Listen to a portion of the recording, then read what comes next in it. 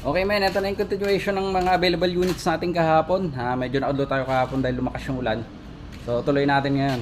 Unahin na natin itong Honda Civic na 2018. Pero acquired to ng 2019. Okay, so hindi color black to. Burgundy ang kulay nito. Para siyang dark na purple. So naka BBS mugs. So check natin yung loob. Nakabukas ba? Yun, bukas. So naka leather seat cover na rin. So napakaganda rin ng interiors nito. Ang kinis din yan, ang kintab din. So ganun din dito sa likod.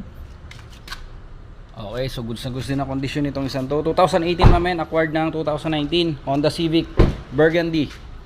So next na natin tong Honda Jazz natin na 2018 din to. Hatchback, so RS look na. So pero hindi talaga siya RS. RS look lang. So medyo